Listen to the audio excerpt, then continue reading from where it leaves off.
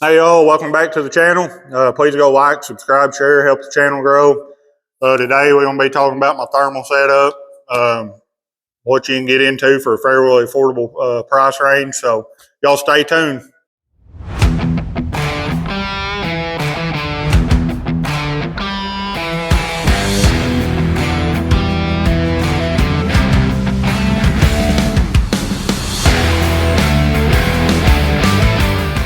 Hey y'all, welcome back. I figured since it's cooling off and I'm starting to do more coyote hunting, the mosquitoes are dying down, it'd be a good time to do a video over my semi-budget friendly thermal setup. I don't have just a ton in this compared to some people. I know people's got more than just their thermal scope than I do in this whole setup. But anyway, let's get started. We'll start with the rifle here from one end to the other. This is a silencer coal size titanium. Awesome, super quiet, super high back pressure though. My gas block's closed all the way down. It's still real gassy if you make more than a couple shots in a row. It is a great one. I'm working on getting another one, flow through one a little better. Barrel 18 inch. I believe it's a ballistic advantage. Can't remember. I bought this from Patriot Valley or Patriot Arms or something out of Georgia. You can Google it. He'll throw you together about what you want. And this was one that he kind of throws together. I think it's called the 18 inch varmint and 223. 223 is more than good enough. I kind of wish I did 22 arc, but it does its job. But just typical M-lock handguard. It's Anderson upper and lower. Some of his other models got, different uppers, lowers, higher, lower quality. This one hadn't given me no problems. Pretty good. JP Enterprises, single stage, 3.5 pound trigger. Nice trigger. I'm getting a straight bow to put in. I just prefer straight triggers. And then it comes with just a typical old collapsible buttstock. I'm not huge on collapsible buttstocks. They always get caught in my beard, pull the hairs out. Nobody likes that, or no man with a beard. But this is a very good fixed stock. Got adjustable cheek riser, adjustable length of pull. Said it's nice. It's skeletonized, keep the weight down as compared to something like this Magpul PRS. I love these stocks, but they are a decent amount heavier than like these Luth and or Luther. And they also have the PRS Lite now. I hadn't tried one yet. I probably will on maybe swap this one out or something. This one's waiting on a barrel, 22 arc barrel for daytime hunting. Because I don't know when my 22 Creedmoors are going to get done being built. But it's a dit rifle. I want to say I spent about $650 on it. It's got an ambi bolt catch or a charging handle. It's a good option, not too bad expensive, been pretty accurate so far. And scope, thermal scope, DNT Hydra. I bought this. This wouldn't give to me. But DNT Hydra, this is the 335, which is the 384 resolution. Been super pleased with it. It's thermal, it's night vision, has laser rangefinder, built-in ballistics calculator. I don't know what they were going for right now. When I got this, it was around 16, 17, but that was before the tariffs and all that stuff. But awesome scope for the money, I think. There is a 256 resolution model. You can get a little cheaper than that. Then they have a 640, obviously more. At the time, I wasn't sure. I was kind of new to thermal hunting. I've only day hunted for coyotes for 20 years. So just now, past year or so, getting into thermal. So I didn't want to spend a whole lot because I was buying a dedicated rifle, tripod, all this other stuff. Didn't want to spend just a whole lot and may not get to use it as much as I wanted to and not be able to justify spending it. They also have the Hydra, and I don't believe it was out at the time or something. But it's a clip-on, or you can use it as standalone. I'd like to get one of them eventually. I could slap it on a 22 or a different rifle with a rail. If somebody wanted to go with me, they could clip it on in front of their regular scope, and they could go without having to buy a whole rig. But said this ThermNight here, man, on thermal 2.5 to 10 zoom. At 10, it does get kind of fuzzy, but it ain't horrible. And then on the night vision day scope part of it, I want to say it's like 4 or 5 on base mag, up to 20 on max. I'll put some video clips up here in just a second of me messing around out here so y'all can kind of see what the image quality was.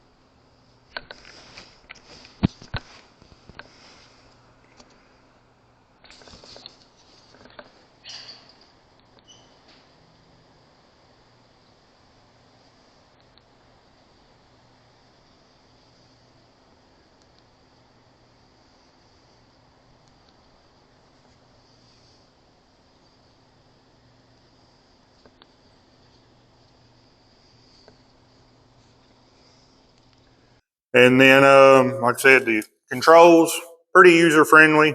You need to, if you get one of these, you need to kind of set and play with the buttons in the dark a little bit and kind of memorize where they are, what they do and stuff. That way you ain't fumbling around at night and accidentally hit the wrong button, get it in some setting you didn't mean to, and cause you to have a bad night hunt.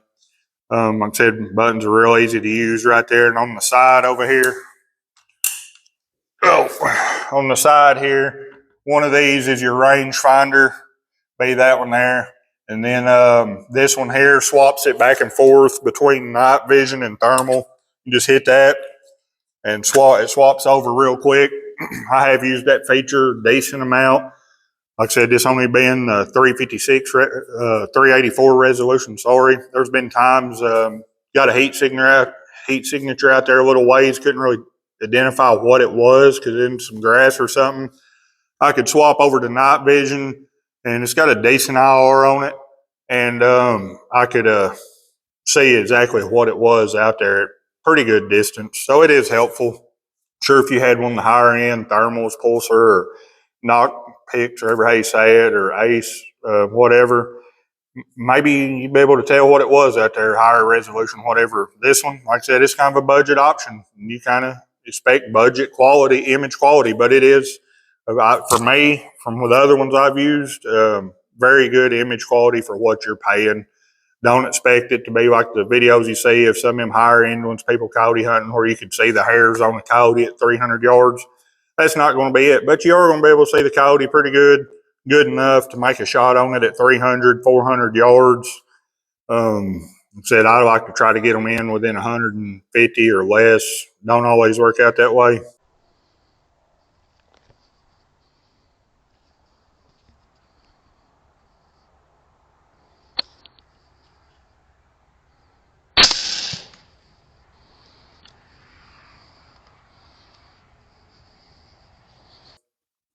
This is a great option to get you started. And, if you wanted to save a little money, get to 256, but just be with the expectation, about 100, 150 yards, probably about the max you'd want to do, any shots or be able to really tell what it is. This one, 300, 400, I could tell as a coyote, which part of that's just been coyote hunting for a long time. I know how they act when they're out walking and when they're coming into calls. That way you don't accidentally shoot somebody's dog that's out running around out in the middle of nowhere. But said very good option there. As far as calls, Fox Pro, Hellcat Pro is what I got now. I think this is my third Fox Pro. And I got this one, I believe it's from All Predator Calls. You can go and when you're ordering it, click on custom sounds. It takes extra week to get it. Then it'll ask you what you're primarily going to be using it for, predators or coyotes, bobcats, goose hunting, is big around here. And no kind of custom tailor what sounds they put on it. Option, it adds like $50 to it, but still, I think them around 350. There's a Hellcat that's not a pro. It comes with a little cheaper remote, and I think it holds a few less sounds. I think this one will hold 300. I think the regular one only holds like 150 maybe. But save you a little money if you're trying to get into this. Very good call. If you got the money, they got an X24 now. The X360 looks pretty awesome. I don't need it. One, I don't want to tote it around at night. It's already cumbersome a lot of times at night and walking around in the dark toting all this stuff. So that one does me just good. I've been successful with it, and even some of the older, cheaper ones I've had, they was successful. So you don't have to have the $1,000 call. You don't have to have the $5,000 thermal scope to be successful. You don't have to have a custom, AR with, awesome barrels and matched receiver sets or custom built bolt gun. You don't have to. It's nice. Don't get me wrong. Like I said, I'm waiting on a 22 Creedmoor, which I'll probably use it mostly for daytime hunting. If it ever shows up, looks like it's going to be after the first of the year. So you can get into it fairly affordable. If you splurge on anything, tripod, and I did not, I kind of regret it now. I'll get me a different one eventually. If nothing else, get the Bog Pod. It's a carbon fiber, just because it's quieter. So I usually leave my legs extended because the little, I don't know if y'all can hear that. At night, you're trying to be quiet. Them things are usually kind of loud when you're clamping it. And then just the legs kind of clanking or stuff clanking it. It's kind of loud. So I plan on upgrading at least to minimum to the carbon fiber version of this, probably something else. And then I want to get an Arca rail instead of the hog saddle. There's nothing wrong with the hog saddle. The Arca rail is just a little more stable, especially if you're making farther shots. And I think you can get on Amazon and somebody makes an adapter head to swap these over to an Arca in case you find one of these used in this or the carbon fiber and want to use Arca rail. They do make an adapter kit. But that's, like I said, the tripod. Then this little chest rig here. This is a TMU special. I give $20 for this. It works. I wouldn't take it into battle by any means. The material ain't that great. For running around coyote hunting, it's been good to me so far. It gets thrown around, hung on brush and everything else. I mean, it's not bad. Like I said, you may already have something. I've tried a backpack with all the stuff in it. I've tried like a little shoulder bag. It's actually meant for shotgun shells, duck hunting with all the stuff in it. All kinds of different stuff. And I finally settled on this. Carry the rifle on my shoulder with a sling. I got that lanyard there. Carry the Fox Pro around my neck. Carry that over my shoulder. Everything else is in here. That's just what I like. Like I said, this side pocket. Keep my Fox Pro remote. And over here, another little gadget that you don't have to have, but very helpful. Saves your neck after a long night of hunting. This is the Rix K2. They also have the K3s, probably a little better. But you can get these on Amazon, fairly reasonable. They got heat detection out to 500 yards, it says, and it probably does. They're not the greatest, I ain't going to lie to you, but it does help. I have seen stuff out there a couple 100 yards. At least you'll see it coming. Then you can get behind your scope and really tell what it is. But I used to sit and walk circles around my tripod looking at this, scanning, and it gets old and your neck gets tired. So them little thermal scanners definitely help. And I use it walking in a lot of times too, because if, within 50, 75 yards, you can see pretty good, at night where you're going with in your path or whatever. And then these little front pockets here keep spare batteries in one for my Fox Pro remote. Then this one's got little shell holders. Keep, spare batteries for that thermal or for my scope and for my little scanner. So it works. Like I said, it's only $20 on TMU. Said it's not the greatest quality, but keep ammo in there. 75 grain match. Then I keep a copy of my ATF forms in there for my suppressors. I got a copy of each one of them, of any suppressor I got, because it's supposed to be within arm's reach. So I keep all that in there. So for $20, that's pretty awesome little setup for me anyway. I like it. Said I wouldn't take it into battle, probably wouldn't last a day. But for coyote hunting around here, it does an awesome job. But all in, I'm probably in this, what I say, about 650, 16. So there's 22, 27, there's 150, so 28, 50. thermal scanner. So I'm probably in at about $3,200, $3,300 somewhere, give or take. So you could probably be in it a little cheaper. You know, you get this cheaper it is cheaper. The lower resolution thermal or the Hydra that's a clip on is a little bit cheaper, but if you get the cheaper one of them, you ain't gonna get the range finder or ballistics calculator or nothing like that, and it's thermal only. Said tripod, you ain't gonna get much cheaper. You don't have to run a suppressor. It's just nice, and there is cheaper ones than that out there. And I use that on multiple guns, so that's kind of a, you know, you don't have to, but you buy like a 30 cal and you can use it on most any weapon that's got a threaded barrel. I said I know people. I said in this 3-ish grand, I know people that's got thermal scopes double that. So I know it sounds expensive, but it can be a lot more expensive. You know, you might already have a gun, or you don't, you know, want to buy a dedicated gun. You could get the Hydra, clip it on in front of LPVO, and have you a rifle and a night rifle. Or you can use this for day hunting. It's digital image. It ain't bad. It's pretty good day image actually, but I don't prefer to use it. I'd rather use a regular old scope.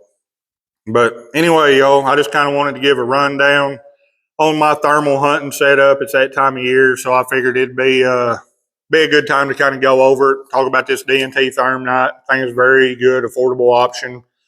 Pretty good rifle here. It's with the right ammo. I've shot 55 grain up to 75 grain, and we may do a video. I got some more I want to test. May do a ballistics test on it, see which one groups the tightest. But with that 75 grain, I've been averaging just maybe under 1 MOA, which is pretty good considering this ain't just a super high dollar rifle by any means. So 1 MOA is pretty good. You know, being from precision shooting, obviously I'd like half MOA, but that's very rare in AR. Unless you get like JP Enterprises or some of them other, you know, maybe a Seekins or something like that. So for, you know, off the shelf, nothing spectacular. If you get a 1 MOA or better rifle with the right ammo, that's pretty dang good. Anyways, y'all, thanks for watching. Please go like and subscribe. Write comments if you got any questions. Trying to get better at these videos still. I appreciate all my subscribers I've got so far. Anyways, God bless and thank y'all.